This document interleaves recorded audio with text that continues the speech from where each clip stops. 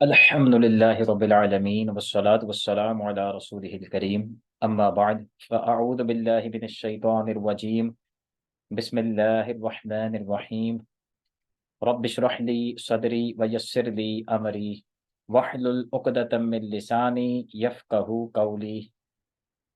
अल्हम्दुलिल्लाह, आज इल्म मिरास का हमारा 24वां लेक्चर है, लेक्चर नंबर 24। हदीस पाक में है, रसूल पाक अलैहिस्सलातु वस्सलाम ने इरशाद फरमाया, जो शख्स मेरी उम्मत को फ़ायदा पहुँचाने के लिए 40 हदीसें याद करेगा, इससे कहा जाएगा, जिस दरवाज़े से चाहो जन्नत में दाखिल हो जाओ। अल्लाहु अकबर हो कबीरा। तो ये बहुत बड़ी सआदत की बात है। जन्नत के कमोबेश 8 दरवाज़े, अगर एक बंदे को फ़कत एक दरवाज़े से दाखिल होने की इजाज़त हो और उस दरवाज़े पर बहुत ज़्यादा रश हो, जैसे बाज़ रिवायतों में आता है कि इतना रश होगा कि कंधे के साथ कंधा छिल रहा होगा। अब ऐसे में अगर किसी खुशनसीब इंसान को ये खुशखबरी दे दी जाए कि हज़रत आप यहाँ क्यों परेशान हो रहे हैं? आपके लिए तो जन्नत के आठों दरवाज़े खुल चुके हैं। जिस दरवाज़े से चाहें खैर व आफ़ियत के साथ, आसानी के साथ दाखिल हो जाएँ। कितनी बड़ी शहादत है, कितना बड़ा प्रोटोकॉल है। अल्लाह ताला हम सबको इल्म दीन सीखने समझने की तौफ़ीक अता फ़रमाए। आमीन या रब्बिल आलमीन। आज हमारा मसला जो है, जैसा कि अगर आपने मेरे लेक्चर्स शुरू से सुने हैं, तो मैंने पोते-पोतियों के हवाले से जब हमने इनके हिस्से सीखे थे, उसमें मैंने आपको बताया था कि एक चार्ट इंशाल्लाह हमें इस हवाले से सीखना है, लेकिन वो पेंडिंग होता बहरहाल अब 24वें लेक्चर में आज हम उसको सीखने की कोशिश करेंगे। इसको वैसे मसला तशबीब कहते हैं। इससे पहले कि हम इस मसले को सीखें, इससे पहले हमने हमल की विरासत के मसाइल सीखे थे। उसमें 2 चीज़ें बस रह गई थी, वो मैं इंशाल्लाह चाहता हूँ कि इन शॉर्ट हम उसको भी डिस्कस कर लें, ताकि ये भी हमारा जो है इसमें कवर हो जाए। एक इसमें नुक्ता अहम ये था, जैसा कि आप जानते हैं कि हमने तफ़सीलन इस पर कलाम कर लिया। एक मिसाल के ज़रिए बाकायदा इसको सीखा कि हमल की विरासत का तरीक़ाकार क्या होता है। इसको 2 तरह से जो है बनाया जाता है मसले को, लड़का फ़र्ज़ करके, लड़की फ़र्ज़ करके। हमने उसका हवाले से सीखा कि सबसे पहले ये कि हिस्सा कम होगा, यानी जो कम-कम हिस्से होंगे वो दे दिए जाएँगे और बाकी सेव कर लिया जाएगा। लड़का हो तो जो सेव किए हुए हिस्से हैं उनमें से बहरहाल फिर उनके हिस्से एडजस्ट कर दिए जाएँगे। लड़की हो तो उस हिसाब से फिर एडजस्टमेंट हो जाएगी। और ये भी फिर अल्लाह के फ़ज़ल व करम से हमने सीखा था कि अगर बच्चा ही मुर्दा पैदा हो, तो फिर उसको जो हमने हिस्से सेव कर रखे थे, उनको फिर वापस किस तरह एडजस्ट किया जाएगा, ये सारे मसाइल अल्लाह के फ़ज़ल व करम से हम लोग पहले इससे पहले वाले लेक्चर में सीख चुके। अब इसमें 1-2 चीज़ें बस रह गई थी। एक ये था कि अगर किसी वारिस के हिस्से पर असर ना पड़े, यानी कोई ऐसा वारिस है कि हमल में लड़का हो या लड़की हो, उसके हिस्से पे कोई फ़र्क नहीं पड़ता, तो फिर हुक्म शरअ ये होता है कि उसका सारे का सारा दे दिया जाता है। उसका हुक्म क्या होता है? उसको सारा हिस्सा उसको दे दिया जाएगा। ज़ाहिर है कि लड़का हो या लड़की हो, उस पे तो फ़र्क ही कोई नहीं पड़ रहा। सारा हिस्सा दे देंगे। जैसे यहाँ मिसाल देखें लिखी हुई है कि अगर एक शख्स फ़ौत हुआ, उसकी दादी है, उसकी बीवी है, उसका एक बेटा है और हवल है। अब यहाँ लड़का हो या लड़की हो, दादी के हिस्से पे कोई फ़र्क नहीं पड़ेगा।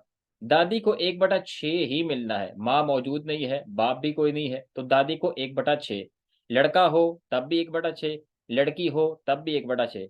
बल्कि अगर हमल बच्चा मुर्दा पैदा हो तब भी 1/6। तो दादी के हिस्से पे कोई फ़र्क नहीं पड़ेगा, लिहाज़ा दादी का हिस्सा जो है उसका पूरा का पूरा दे दिया जाएगा। इसका हिस्सा खत्म हो जाएगा। एक ये मसला था। और दूसरे इसमें मसला ये है कि अगर कोई वारिस एक सूरत में महरूम होता हो, तो इसको कुछ नहीं देंगे जब तक बच्चा पैदा नहीं हो जाता। यानी हमने ये सीखा था ना कि 2 दफ़ा मसला बनाया जाता है। एक दफ़ा लड़का फ़र्ज़ करके और एक दफ़ा हमल को लड़की फ़र्ज़ करके मसला बनाएँगे। अच्छा, अब एक मसला ऐसा है कि अगर लड़का फ़र्ज़ करते हैं, मैं मिसाल दे रहा हूँ, तो उसमें जो है वो महरूम हो जाता है। लड़की फ़र्ज़ करें तो हिस्सा पाता है। तो एक सूरत में अगर वो महरूम हो रहा है, तो इस सूरत में उसको महरूम रखेंगे फ़िलहाल, उसको कुछ नहीं देंगे हिस्सा में से, उसके सारे का सारा हिस्सा सँभाल लेंगे। जब बच्चा पैदा होगा तो देखा जाएगा कि कौन सी सूरत हाल सामने आई। अगर तो उसका हिस्सा बनता है, उसका हिस्सा सारे का सारा जो बनता होगा वो दे देंगे, और अगर महरूम होता है तो हमने चूंकि पहले इसको कुछ नहीं दिया, वो महरूम हो जाएगा। जैसे यहाँ एक मिसाल लिखी हुई है, एक शख्स फौत हुआ, उसकी बीवी है, उसकी बेटी है, उसकी माँ भी है, और उसका एक भाई है, और उसकी बीवी हामिला है। अब इस सूरत में अगर लड़का पैदा होता है, लड़का अगर इसको फर्ज करे, तो भाई जो है, जाहिर है कि मरने वाले का ये बेटा है, बेटा जो है भाई को महरूम कर देगा, इसको कुछ नहीं मिलेगा, ये महरूम होगा। और अगर यहाँ बेटी आ जाए, यानी हमल बेटी हो, तो फिर भाई बतौर असबा हिस्सा ले जाएगा। तो यहाँ एक ऐसी सूरत है कि भाई हिस्सा ले भी सकता है, हिस्सा नहीं भी ले सकता। बेटा पैदा हो गया, भाई को कोई हिस्सा नहीं, महरूम। बेटी पैदा हो गई तो ये असबा बन जाएगा। ठीक है ना। तो इस सूरत में क्या करेंगे कि भाई को फिलहाल पेंडिंग रखेंगे, इसको हिस्सा नहीं देंगे, इसका हिस्सा संभाल के रखेंगे। लड़का पैदा हो गया तो वो सारे का सारा हिस्सा पे लड़का जो है, लड़की और लड़के में जो है उस हिसाब से इसको एडजस्ट कर दिया जाएगा। और अगर बेटी पैदा होगी, लड़की पैदा हो गई, तो फिर भाई बतौर असबा जो इसका हिस्सा बनता होगा, इसको भारत दे दिया जाएगा। तो ये दो इंतहाई अहम मसले थे, तो मैंने सोचा कि चलो इसको भी डिस्कस कर ही दिया जाए। जब हमने तफसीलन वो मसाइल सीख लिए हैं, तो ये दो भी बहरहाल मसले थे, अल्लाह के फजल व करम से ये भी हमने सीख लिए। आज इंशाल्लाह हमारा जो टॉपिक है वो है मसला तशबीब। तशबीब का वैसे लुग़वी माना होता है तजदीद कुव्वत, असर नौ, कुव्वत पजीर।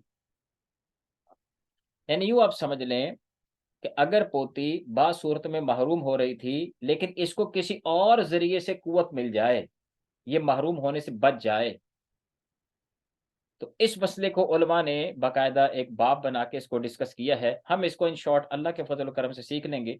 उसमें चंद बातें समझना बहुत ज़रूरी। सबसे पहले तो हमें पोती का जो है हाल अहवाल मालूम होने चाहिए। हमें पता है, हमने सीखा अल्लाह के फजल करम से, पोती की 6 हालतें होती हैं। अगर मरने वाले का बेटा, बेटी, पोता, ये 3 अफराद ना हो और अकेली पोती हो, तो उस सूरत में 1/2। यही कंडीशंस हो, इनमें से कोई ना हो, और 2 या 2 से जायद आ जाएं, तो 2/3 ले जाएंगी पोतियां। और अगर साथ एक बेटी भी आ जाए, मरने वाले की बेटी एक आ जाए, तो 1/2 चूंकि अकेली बेटी ले जाती है, तो 2/3 को मुकम्मल करने के लिए 1/6 पोती ले जाएगी। चौथी हालत यह है कि ये महरूम हो जाएगी जब बेटियां ही 2 या 2 से ज्यादा आ जाए, तो 2/3 तो वो ले जाएंगी, तो इस सूरत में ये महरूम। और अगर मरने वाले का पोता भी साथ आ जाए, तो अब यहां जो सूरत बनेगी वो ये कि यहां तो महरूम हो रही थी 2 या 2 से ज्यादा बेटियों की सूरत में, लेकिन पोता जो है इसको कुव्वत दे देगा, इसके लिए बरकत वाला साबित हो जाएगा। यूं कह ले क्या कि पोता जो है इसको महरूम नहीं होने देगा, अपने साथ इसको असबा बना लेगा, और 2-1 की रेशो से इनमें हिस्सा तकसीम हो जाएगा। ठीक है ना। ये हमने सीखा हुआ अल्लाह के फजल करम से। और इसकी छठी हालत यह है कि अगर बेटा आ जाए तो बिल्कुल ही फारक, फिर कुछ भी नहीं मिलेगा, पोतियां महरूम, पोते भी महरूम, पोतियां भी महरूम। ठीक है ना। ये असल में आज हमारा जो है, हमने ये देखना है कि बाज औकात पोती महरूम होती है, लेकिन पोता जो है वो किसी भी दर्जे का हो, बाज सूरतों में इसको बचा जाता है। ये है कि इसको नए सिरे से उसको कुव्वत मिल जाती है, ये महरूम होने से बच जाती है। अब देखें, हमारा जो टॉपिक है वो उसमें चंद असूली बातें हैं, उसको हम देख लेते हैं। नंबर 1, पहले इसको पढ़ लेते हैं, फिर इंशाल्लाह एक डायग्राम के जरिए इसको पूरा समझेंगे। अगर पोती या पड़पोती नीचे तक, पोती पड़पोती आगे सकड़ पोती और उससे भी नीचे तक, अगर पोती या पड़पोती नीचे तक असहाबे फराइज में हिस्सा ले रही हो, यानी इसका फर्ज हिस्सा बन रहा है, तो ठीक है, इसको हिस्सा दे देंगे जितना भी इसका हिस्सा बनता है। 1/2 बनता है, 1/2 ले जाएगी, 2/3 बनता है इनका, 2/3 ले जाएंगी, 1/6 बनता है, 1/6 ले जाएंगी। जो भी हिस्सा इनका बन रहा हो तो ठीक है, असहाबे फर्ज में ये हिस्सा पाएंगी। वरना अगर असहाबे फर्ज में इनका हिस्सा नहीं बन रहा, वहां महरूम हो रही है, तो फिर देखा जाएगा कि निचले दर्जे के पोते जो हैं, उसके पोते के साथ ही असबा बन जाएगी। पोता इसको महरूम नहीं होने देगा, किस सूरत में, जबकि बेटा साथ ना हो। ये तो एडजस्ट बिल्कुल कंफर्म बात है ना, बेटा ना हो, तो फिर पोता जो है वो किसी भी दर्जे का हो, ये इसको अपने साथ असबा बना लेगा, इसको महरूम नहीं होने देगा। ये निचले दर्जे से क्या मुराद है, ये इंशाल्लाह भी हम डायग्राम में सीखते हैं। अभी आप फकत इसको समझें। कि अगर तो पोती या पड़पोती या इसी तरह नीचे उसकी मजीद नीचे औलाद आ जाए, दर्जे में चले जाए, अगर तो ये असहाबे फर्ज में हिस्सा इनका बन रहा है तो बतौर असहाबे फर्ज ही हिस्सा लेंगी बस। और अगर यहां से मारूम हो रही और पोता साथ मौजूद है, किसी भी दर्जे का हो, तो पोता इनको अपने साथ असबा बना लेगा। ये एक मसला ये। दूसरा इसमें नुकता ये है कि पोता किसी भी दर्जे का हो, ये दर्जा इंशाल्लाह मैं बता रहा हूं, आगे जाके सीखेंगे। पोता किसी भी दर्जे का हो, अपने साथ वाले पोतियों और ऊपर के तमाम दर्जों की उन पोतियों को जो महरूम हो रही हों, यानी जो बतौर फर्ज हिस्सा ना पा रही हों, को अपने साथ असबा बना लेगा। ये भी यही नुकता है, थोड़ा सा चेंज करके समझाया।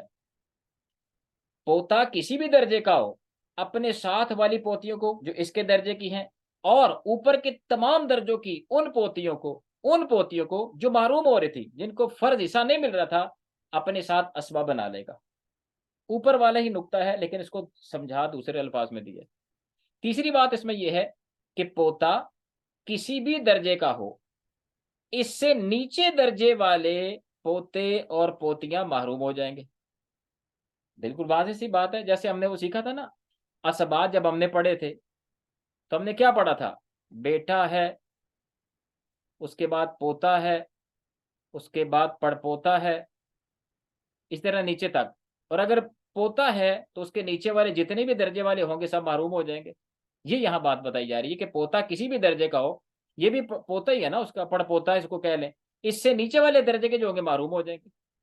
अगर ऊपर कोई नहीं है, बेटा भी नहीं है, पोता भी नहीं है, पड़पोता है, तो पड़पोता असबा बन जाएगा, और इससे नीचे अगर कोई पोता वगैरह है तो वह मारूम हो जाएंगे। ये यही बात है। पोता किसी भी दर्जे का हो, इससे निचले दर्जे वाले पोते पोतियां मारूम कर देगा ये पोता। सीधी सी बात। अब हम इंशाल्लाह एक डायग्राम के जरिए से समझते हैं। ये देखे जी, एक बंदा नौमान है। नौमान के 3 बेटे हैं, ए, बी और सी।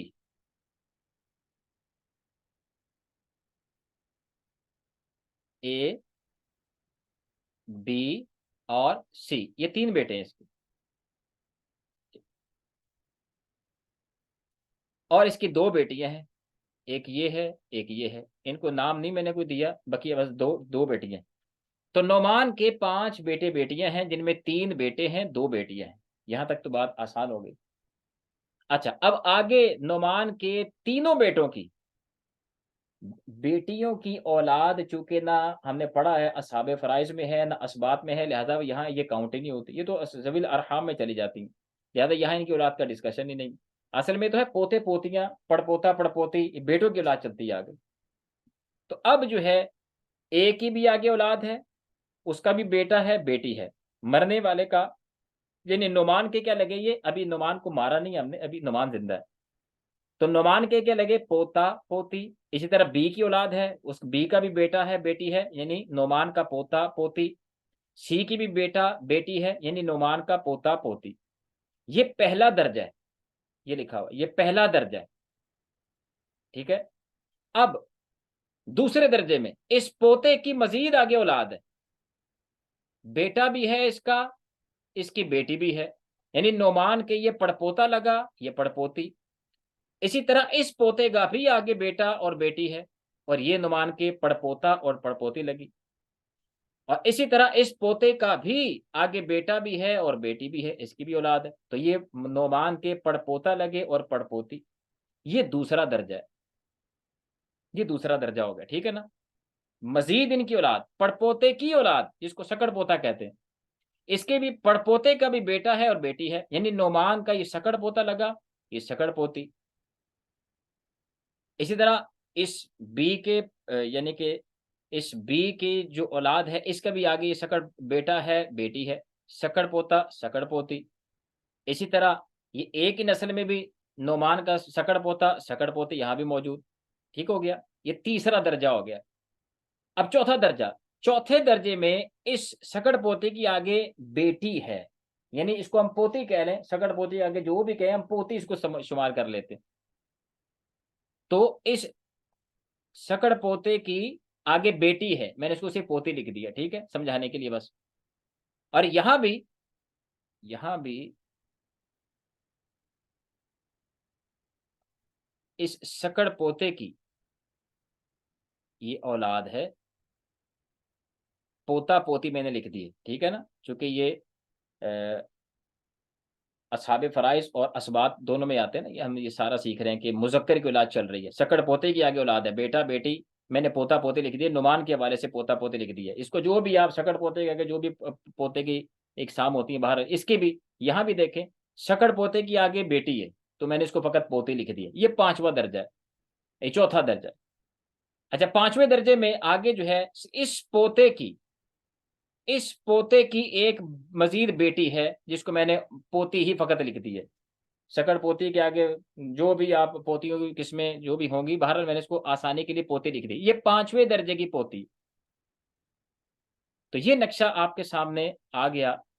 अब मसला क्या है, ये 5 दर्जे मैंने 5 नस्लें आप कह लें आसानी से समझने के लिए। एक नस्ल ये है, दूसरी नस्ल पड़पोते की है, तीसरी नस्ल सकड़ पोते की है, और फिर उसके बाद सकड़ पोते की औलादों की है, उसके बाद उनकी आगे औलादों की है। ये 5 नस्लें मैंने यहाँ जमा कर दी इस हवाले से, ताकि मसला हमें आसानी से समझ आ जाए। तो यहाँ तक तो अल्लाह के फजल करम से उम्मीद है कि डायग्राम बाहर इसमें कोई आपके लिए मुश्किल नहीं होगी। पहली बात जो है वो समझने की ये है कि अगर तो हम समझ जानते हैं कि अगर नोमान का बेटा हो, कोई भी, ए हो, बी हो, सी हो, यहां इसको लिख लें या फकत इसी तरह मैं आपको समझा दूं।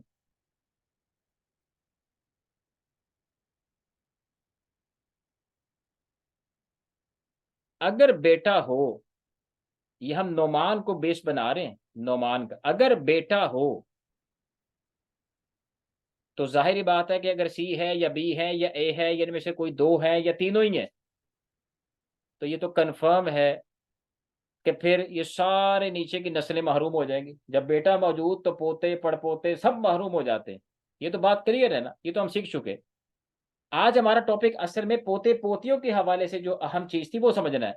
लिहाजा उसके लिए हमें ये फर्ज करना पड़ेगा कि ये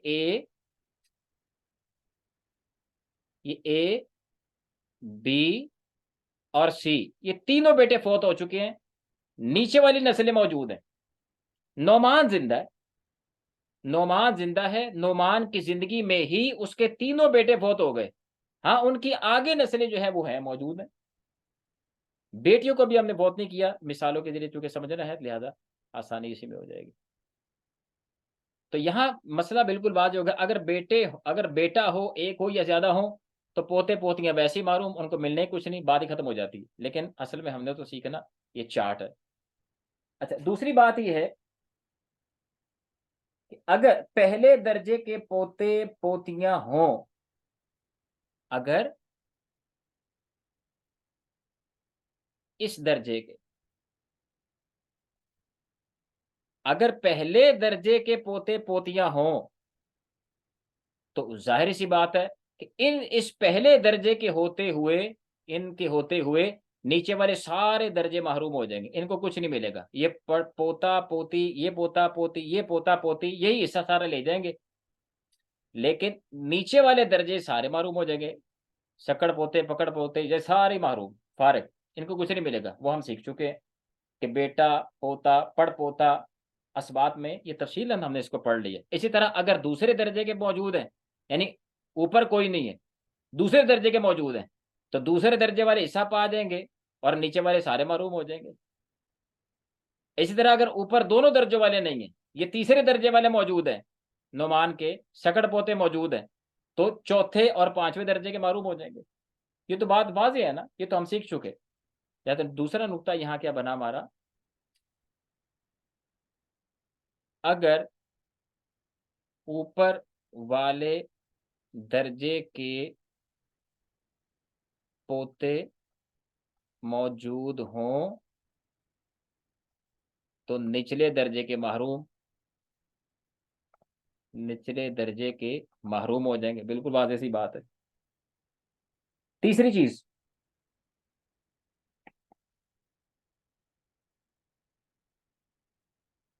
तीसरी चीज इसमें यह है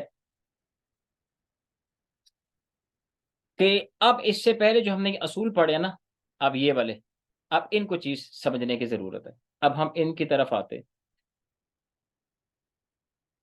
अब यहां देखें, मैंने आपसे अर्ज किया था कि अगर पोती या पड़पोती नीचे तक असहाबे फराइज में से हिस्सा ले रही हो तो ठीक है, वरना निचले दर्जे के पोते के साथ असबा बन जाएंगे। या ये पोता किसी भी दर्जे का हो, अपने साथ वाली पोतियों और ऊपर के तमाम दर्जों की इन पोतियों को जो महरूम हो रही हो, यानी जो बतौर फर्ज हिस्सा ना पा रही हो, तो अपने साथ असबा बना लेगा। अब इसको हम एक एक दो मिसालों से इसको चेक कर लेते हैं समझाने के लिए। एक एक मिसाल देखते हैं ताकि यह मसला आसानी से समझ में आए। ये पहली मिसाल है। मिसाल के तौर पर ये नौमान जो है ये फौत हुआ। अब फौत हुआ जब इसके तीनों बेटे उसकी जिंदगी में फौत हो चुके हैं, वो तो मैंने आपको पहले बता दिया कि उसके बेटे नहीं हैं। ये सूरत में मसले बन रहे हैं। नौमान फौत हो गया, उसके फौत होने पर उसकी एक बेटी थी, उसकी पोती है और उसके साथ पड़पोती है। ठीक है ना? ये पहले दर्जे की है, ये जाहिर है दूसरे दर्जे की है। अब बेटी अकेली हो तो 1/2 ले जाती है। अब पोती जो है 2/3 को मुकम्मल करने के लिए 1/6 ये ले जाएगी। अब जाहिर है कि यहाँ ये पड़पोती जो है ये महरूम हो रही है, क्योंकि 2/3 तो इनमें पूरा हो गया ना, ये पड़पोती महरूम। यहां तक तो मसला क्लियर है। कि एक मिसाल। दूसरी मिसाल, नोमान फोत हुआ, उसके फोत होने पर उसकी पोती है,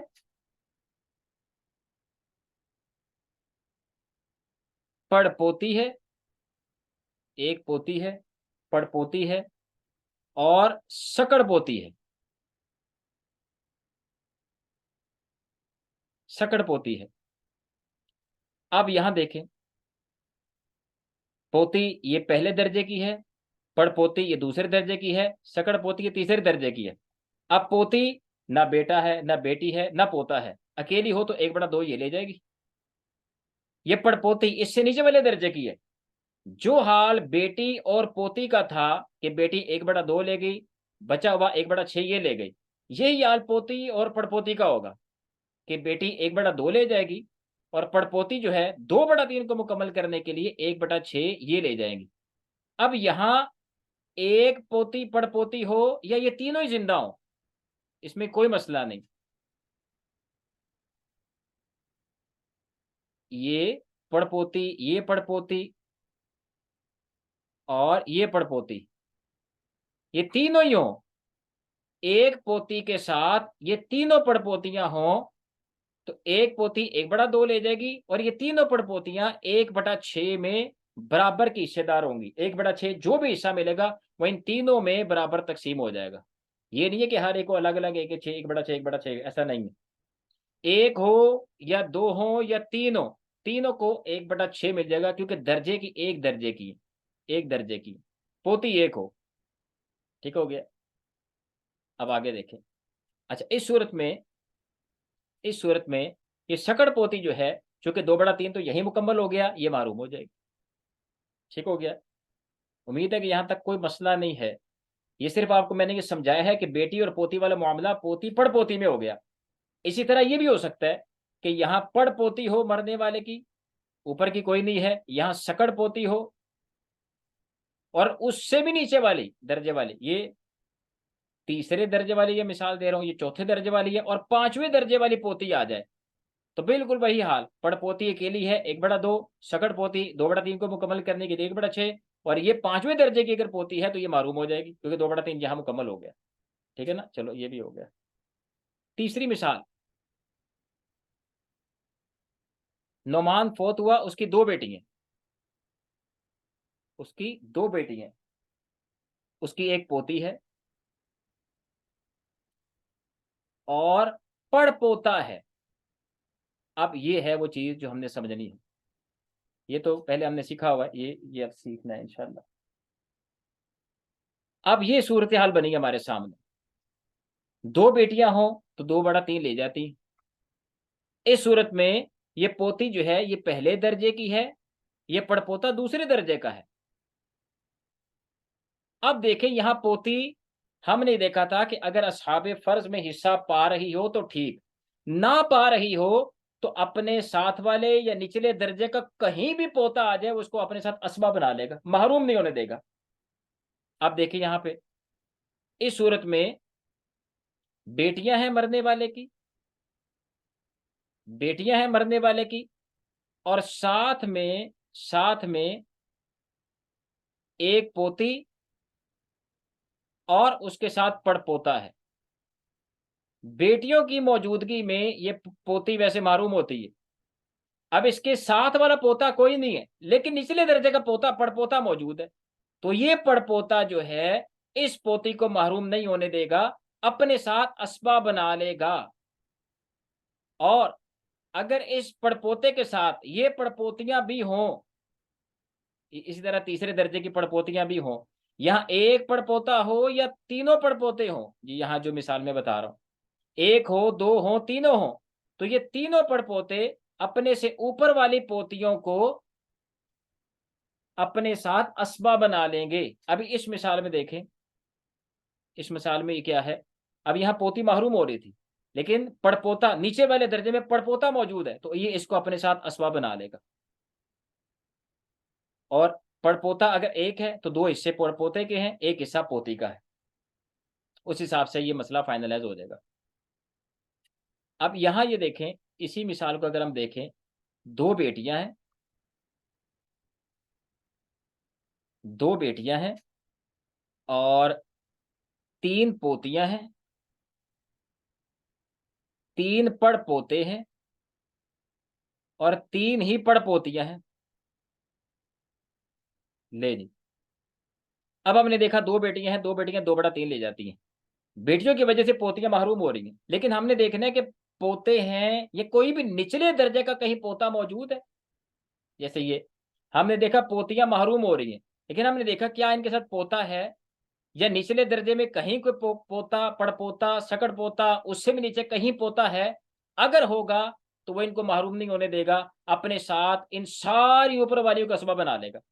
जैसे अभी यहां मिसाल में देख, यहां तीन पोतियां हैं, महरूम हो रही हैं दो बेटियों की वजह से, लेकिन हमने देखा कि नीचे पड़पोते मौजूद है इससे नीचे वाले दर्जे में, और इसके बराबर वाले दर्जे में पड़पोते के साथ पड़पोतियां भी हैं, उसी दर्जे के हैं ये।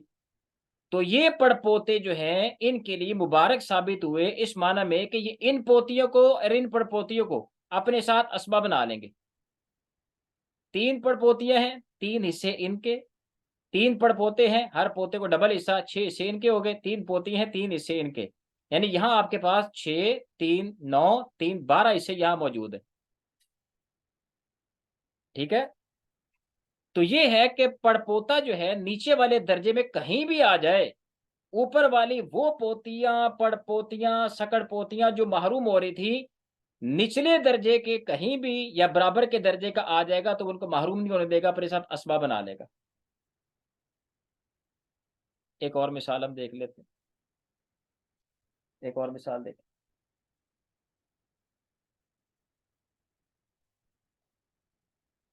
बेटी है, पोती है, पड़ पोती है और पड़ पोता है। अब देखें वो पहला वाला नुक्ता जो हमने पढ़ा था ना, वो यहां आपको समझ आ जाएगा। बेटी अकेली 1/2, पोती 2/3 को मुकम्मल करने के लिए 1/6 ये ले जाएगी। ये पड़पोती महरूम हो सकती थी, लेकिन इस पड़पोते की वजह से ये बच जाएगी, ये बराबर के दर्जे के हैं, तो ये पड़पोता इसको अपने साथ असबा बना लेगा, इसको अपने साथ असबा बना लेगा। अब देखें, यहां हमने ये पढ़ा था इस नुक्ते में, अगर पोती या पड़पोती असाबे फराइज में से हिस्सा ले रही हो तो ठीक, यहां ये हिस्सा ले रही है, यहाँ ये हिस्सा ले रही है, तो हमने कहा चूंकि इसका साबे फर्ज में हिस्सा बन रहा है, लिहाजा ये बतौर साबे फर्ज ही हिस्सा लेगी, इसको हम असबा में नहीं खींचेंगे। असबा में फकत वो जाएगी जो मारूम हो रही थी, जो महरूम हो रही थी उसको पोता या पड़पोता या निचले दर्जे का जो भी होगा अपने साथ उसको असबा बना लेगा, महरूम नहीं होने देगा। तो यहां भी ऐसा ही हुआ है, दो पड़पोते के हो जाएंगे, इससे एक पड़पोती का। एक और मिसाल देखें,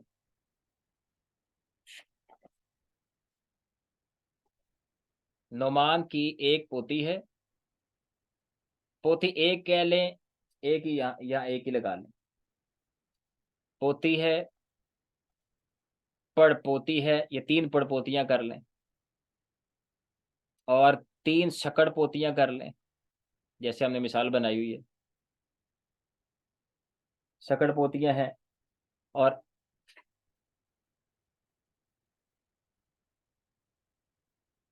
और 3 ही शकड़ पोते हैं। अब देखें, पोती ना बेटी है, ना बेटा है, ना पोता है। अकेली पोती हो तो 1/2 ये ले जाती है। अब ये पड़पोती उससे उसके बाद वाले नीचे वाले दर्जे की है, तो ये 1/6 ले जाएगी 2/3 को मुकम्मल करने के लिए। ये 3 पड़पोतियां 1/6 ले जाएंगी। अब हमने देखा कि शकड़ पोतियां भी हैं, 7 शकड़ पोते भी हैं, तो ये शकड़ पोते शकड़ पोतियों को अपने साथ असबा बना लेंगे। तो 3 शकड़ पोते हैं, 6 हिस्से इनके हो जाएंगे, 3 हिस्से इनके हो जाएंगे। यहाँ टोटल 9 हिस्से मौजूद है। तो फिर मसला जो है इसको फाइनलाइज कर लेंगे। ये भी उम्मीद है आप इस चीज को समझ गए होंगे। एक और मिसाल देखें। 2 बेटियां हैं, नोमान की 2 बेटियां हैं, 3 पोतियां हैं, 3 पड़पोतियां हैं। अब ये मिसाल जो है ना, इंशाल्लाह आपको समझ अच्छे तरीके से आ जाएगी। 3 पड़पोतियां हैं, एक शकड़ पोता है।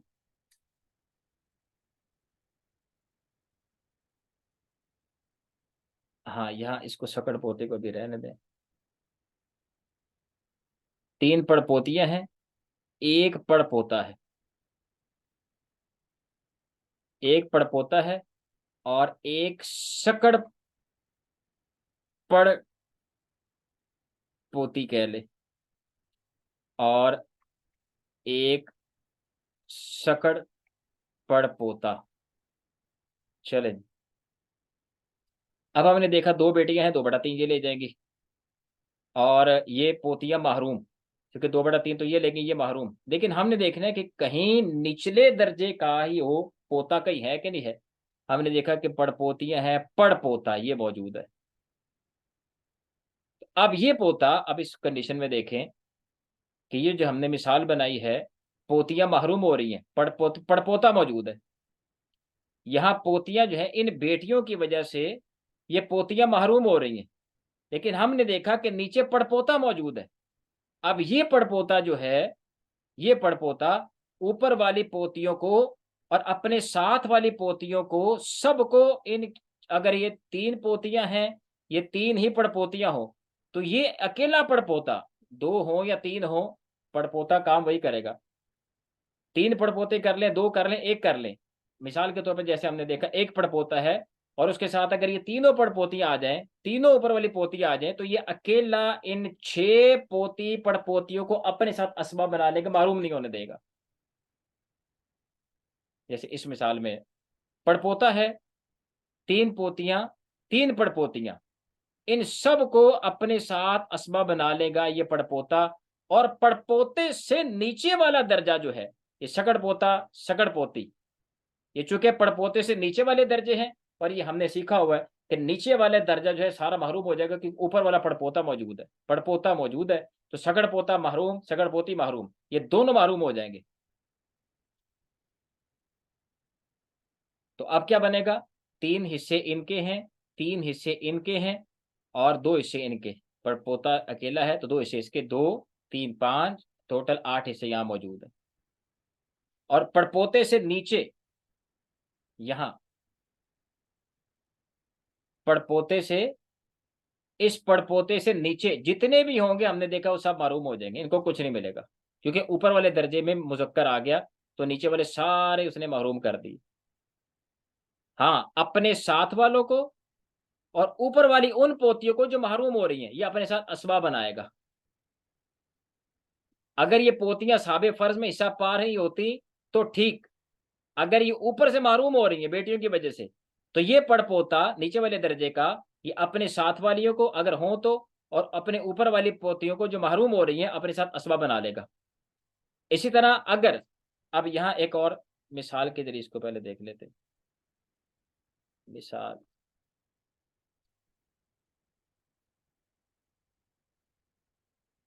जैसे हम ये देखते हैं, 2 बेटियां कर लेते हैं, 2 बेटियां हैं, 3 पोतियां हैं, 3 पड़पोतियां हैं, और इसी तरह 3 शकड़ पोतियां हैं। और यहां हम कहां तक पहुंचे हैं? शकड़ पोतियां हैं, ये भी आ गई। ये वाला तो चौथे दर्जे का हम यहां जो है इसको हम लेने लगे, इसको हम लेने लगे, ये ध्यान में रखें, चौथे दर्जे का पोता शकड़ पोती है, और चौथे दर्जे का फकत पोता है। मैं इसको फकत पोता ही लिख रहा हूं, चौथे दर्जे का, ये आपको समझ आ जाएगा। अब देखें, 2 बेटियां हैं, 2/3 तो ये ले गई। अब ये पोतियां महरूम हो रही हैं, ये 3 पोतियां ये भी महरूम हो रही हैं, 3 शकड़ पोतियां ये भी महरूम हो रही हैं। लेकिन ये पहले दर्जे की हैं, ये दूसरे दर्जे की हैं, ये तीसरे दर्जे की हैं। चौथे दर्जे में नीचे पोता मौजूद है। अब ये पोता इनके लिए बाइस बरकत बन जाएगा कि अपने साथ वाली अगर हो, अपने बराबर दर्जे वाली चौथे दर्जे की जितनी पोतियां होंगी उनको, और अपने से ऊपर वाली तीसरी, दूसरी, पहली सारी पोतियों को जो महरूम हो रही थी, फर्ज में हिस्सा नहीं पा रही थी, अपने साथ असबा बना लेगा। अरे पोते के यहाँ 2 हिस्से और इनके 3 हिस्से, इनके 3 पोतियां, 3 हिस्से इनके, 3 हिस्से इनके, 3 3 6 3 9 10 11 हिस्से यहाँ मौजूद है। ये है असल में तशबीह के पोतियों के लिए कुव्वत मिल जाती है उस सूरत में कि अगर कहीं ऊपर अगर फराइज में हिस्सा नहीं पा रही, महरूम हो रही हैं, तो फिर नीचे वाले दर्जे में कहीं कोई पोता आ गया तो वो पोता उनको अपने साथ असबा बना लेगा, महरूम नहीं होने देगा। जैसे यहां हमने आखिरी मिसाल में देखा कि अगर इसी इसी को देखें,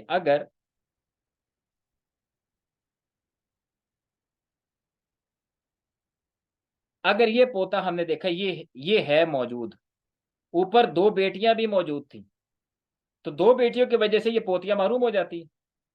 ये भी थी, ये पोती भी थी, ये पोती भी थी, पड़पोती भी है, ये भी है, ये भी है, ये भी है, शकड़ पोती भी थी, 3 शकड़ पोतियां भी हैं। निचले दर्जे में पोता मौजूद है। इस पोते की बरकत की वजह से ये सारे दर्जे की पोतियां जो है ये हिस्सा पा लेंगी, असबा बन जाएंगी, महरूम नहीं होंगी। और इसी तरह इस पोते के साथ अगर ये पोते भी आ जाती, बराबर वालियों को भी वो असबा बना लेता है। शकड़ पोती, पड़ पोती इस पोती को अपने साथ असबा बनाता, बराबर वालियों को भी असबा बनाता, अपने दर्जे वालियों को।